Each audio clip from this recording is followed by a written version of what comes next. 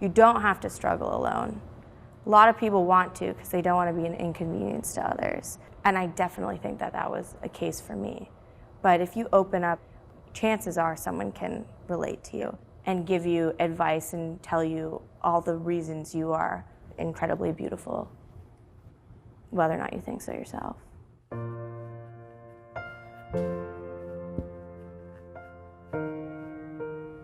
When I did ballet for like all my life, I would just see myself in mirrors constantly. So I think that was my most unhealthy.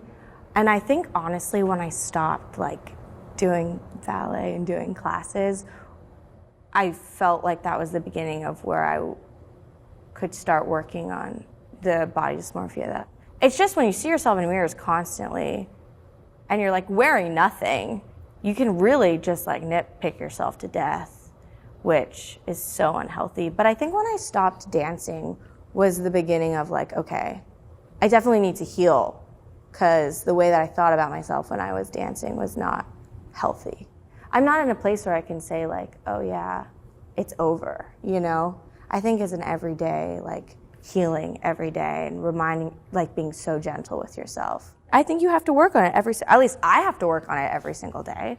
I do think working out in a healthy way has helped a lot because it makes me feel good, makes me feel stronger. But I used to work out constantly. So now I'm trying to do things that I just genuinely love and not in like an overt, like a burnout way. Anthony and I, my boyfriend, we're gonna start doing like dance, like Zumbas. It feels joyful to me. So I think that that's the main thing that's been helping is like doing classes that are like fun. Or my trainer is great, for example. He makes my training fun and doesn't push me to a place of burnout, which I think is important because once you're at burnout, then it's all over. You're like, oh man, every bad thing that I say takes up so much more space in my head than it should. So it's been such a, like every day is up and, you know, it's a very much a whirlwind. And I, like when I talk to my friends about this and everyone, a lot of people just say the same thing. But I think that I have really had to like double down in the mental health area of it because I think just the unknowing of everything can get you, if you don't really focus on your mental health, can get you really kind of jazzed up. So it's been like, I've actively had to make sure that I'm taking care of myself every day because there are days definitely that I'm like I just lay in bed and won't do anything, and then I realize like, oh, I need to do something like meditate or read or whatnot. And then physically, I was just talking about this, that right when the pandemic hit, we all just stopped working. And I know for so many of us, we were just work constantly. And so you didn't, at least for me, I didn't have time to really sit and like with myself.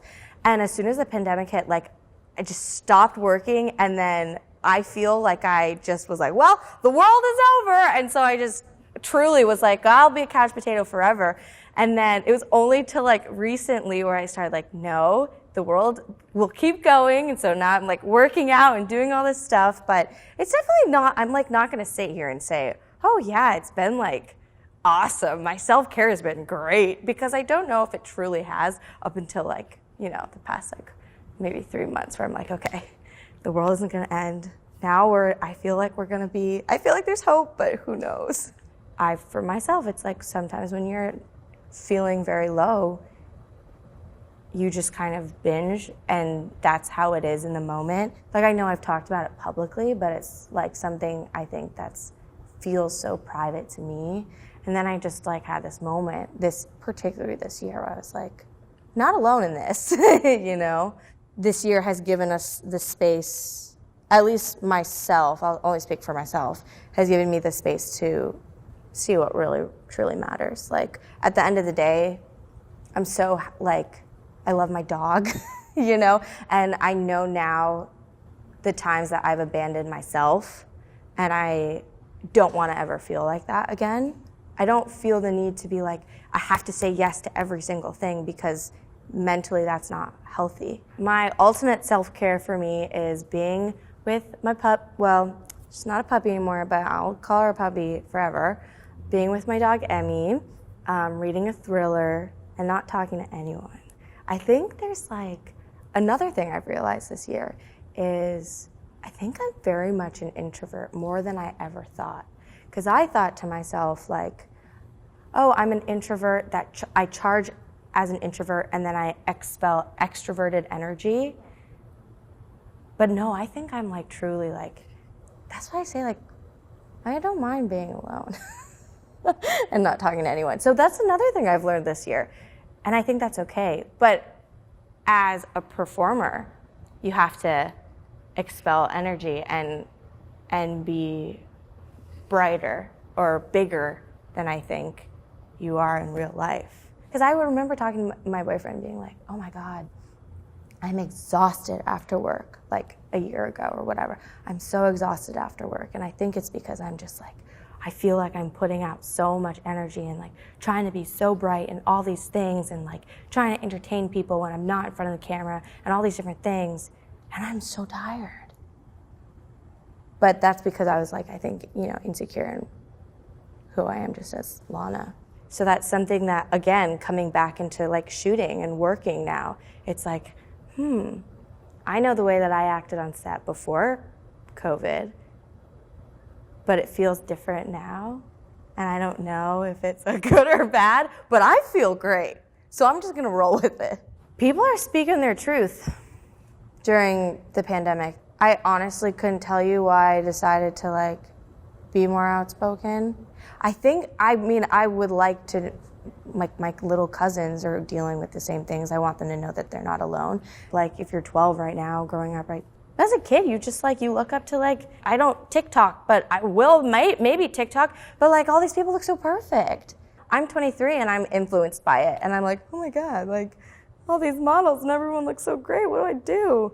But we have to do a better job at being kind to ourselves for sure.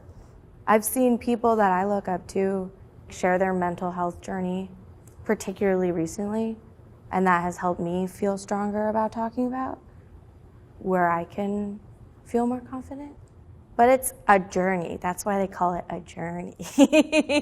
I think if someone were to come to me asking for advice about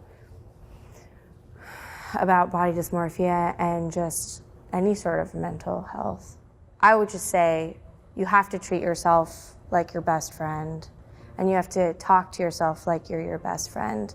You would never tell your best friend like the things that you say to yourself in your darkest times. You would never in a million years. And I think that we have to talk to ourselves kindly and gently and treat ourselves like our best friends, because this is like all we have. Like this mind and this body is like the one we get. That honestly sounds wonderful. Yeah.